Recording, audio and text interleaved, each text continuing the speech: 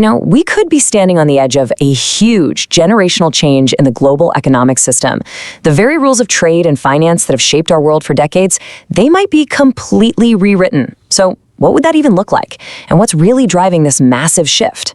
Okay, to really get what's happening, you've got to look at this chart. It tells a story that has completely reshaped communities and, honestly, the entire course of American politics, the decline of manufacturing jobs. Now, for decades, the story we've been told is all about offshoring and automation, but what if the real root cause is something else? What if it's the money in our wallets, the US dollar itself? All right, so here's our game plan for this explainer. We're going to start with the core economic problem, then explore the powerful tools being talked about to fix it, and finally, see how this could all lead to a radically different global system where trade and national security are basically the same thing. All right, first up, let's get right to the heart of it. If we want to understand why the entire global system might get an overhaul, we have to understand the unique, powerful, and kind of problematic role of the US dollar. And that brings us to this key idea called the Triffin dilemma. It sounds complicated, but here's the simple version. It's the big paradox you face when you're the world's bank. See, to supply the whole world with dollars for global trade, America has to run these huge, persistent trade deficits. And that comes at a really heavy price for our industries back home. So you can really think of the dollar as having two faces, right? On one side, it's a burden. This constant global demand keeps our currency strong, which makes American-made goods expensive and foreign imports super cheap. That's what hollows out manufacturing. But on the other hand, it's this incredible benefit. It gives the US the power to sanction adversaries like Russia and Iran without firing a single shot. The whole thing is a massive trade-off between a healthy industrial base at home and projecting financial power abroad. So if that's the problem, what's the solution? Well, the first tool in the playbook is one we all know, tariffs.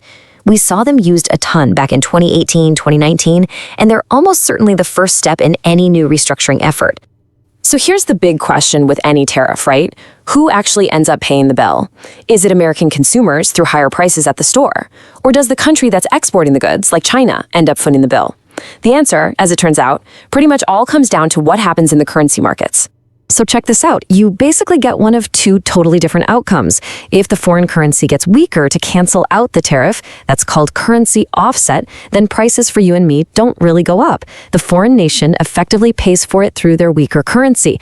But if that currency doesn't move, then US consumers pay more. That can push companies to find new suppliers, but it can also fuel inflation. And this is where it gets really interesting. The analysis points to that 2018-2019 trade conflict, where China's currency, the renminbi, weakened a lot. That move actually canceled out most of the tariff's impact on US prices. It helps explain why we didn't see a huge spike in inflation back then. The exporting nation, China, basically absorbed the cost. Okay, so that's tariffs. Now let's talk about option number 2, which is way more direct and, potentially a lot more volatile, actively forcing the value of the dollar down to rebalance everything. But, and this is a big but, this is where the stakes get incredibly high. The main risk, as this analysis points out, is that if the US government starts intentionally weakening the dollar, it could really spook foreign investors. We're talking about countries and funds that hold trillions of dollars in US government bonds. If they start selling off those bonds in a panic, American interest rates could spike, and that would affect everything from mortgages to our own national debt. So how do you manage that risk? Well, the analysis lays out this really powerful step-by-step option. Using existing emergency powers, a president could basically slap a user fee on the interest we pay to foreign central banks holding our debt.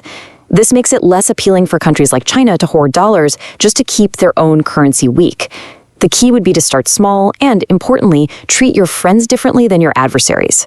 And this is where it all comes together, right? This isn't just about tinkering with economics anymore. The analysis shows how these tools could be used to literally fuse American trade policy with its national security policy. It's a whole new ballgame.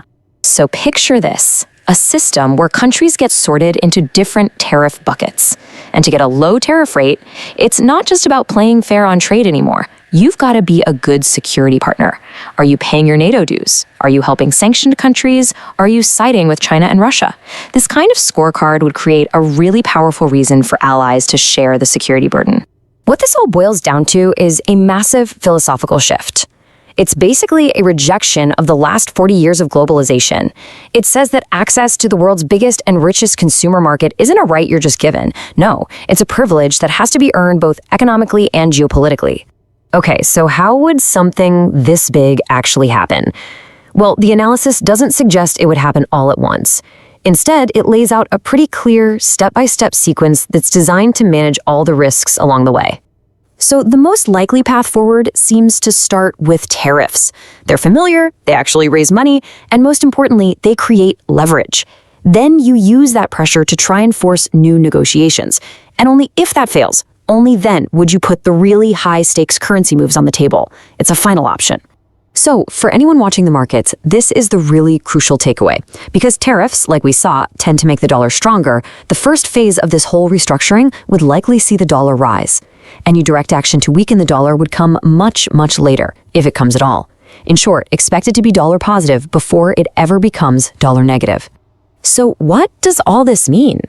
It means we're looking at a world that's on the edge of a massive transformation, where the old lines between economics and national security are basically being erased.